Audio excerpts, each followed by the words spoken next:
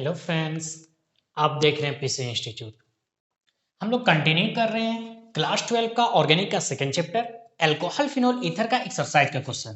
तो question number 5 है। क्या है क्वेश्चन? आपको स्क्रीन पे दिख रहा होगा। Alcohols are comparatively more soluble in water than hydrocarbon of comparable molecular mass. Explain this fact. देखिए, आपसे क्वेश्चन में बोला जा रहा है कि आपको एक अल्कोहल दिया है और एक हाइड्रोकार्बन दिया है।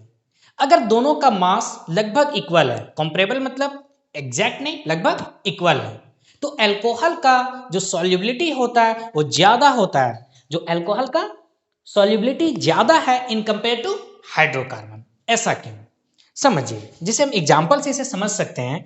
मान लीजिए मेरे पास इथेनॉल है CH3CH2OH। देखिए, जब हम इसका मॉलिक्यूलर फॉर्मूला निकालेंगे तो क्या आएगा? 46 ग्राम। और इसी टाइप से अगर प्रोपेनॉन है CH3CH2CH3, देखिए इसके निकालिएगा कितना आएगा? 44 ग्राम। तो लगभग क्या है? इक्वल है। लेकिन क्या होता है जब इन दोनों को हम वाटर में डिजोल्व करते हैं? किसमें? वाटर में डिजोल्व करते हैं। तो बोल क्या रहा है क्वेश्चन में कि जो अल्कोहल होता है ये मेरा क्या है? सॉल्युबल है। क्या है? सॉल्युबल है। लेकिन जो हाइड्रोकार्बन होता है वो क्या है? इनसॉल्युबल। तो ऐसा क्यों होता है? यही आपसे क्वेश्चन में पूछा जा रहा है। तो इसका सिंपल सा फंडा है, क्योंकि अल्कोहल में मोर इलेक्ट्रोनेगेटिव एलिमेंट और एटम कौन सा प्रेजेंट है? ऑक्सीजन। तो ये वाटर के साथ हाइड्रोजन बॉन्डिंग बनाता है, जिसके कारण वहां पे हाइड्रोजन बॉन्डिंग एग्जिस्ट करता है। अल्कोहल क्या है? सॉल्युबल है।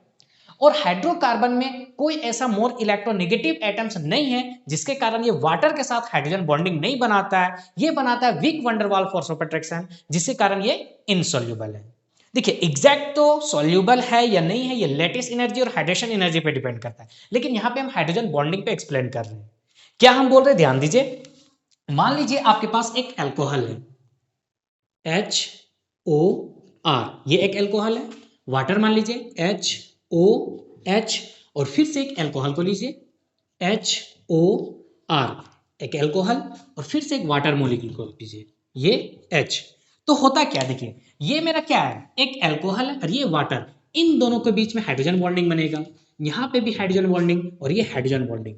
क्योंकि एक अल्कोहल और एक वाटर के बीच हाइड्रोजन बॉन्डिंग बनता है, जिसके कारण वो क्या है? सॉल्युबल है। और ये हाइड्रोजन बॉन्डिंग नहीं बन पाता हाइड्रोकार्बन में। हाइड्रोकार्बन में weak van der Waals force of attraction होता है, जिसके कारण ये इनसॉल्युबल है।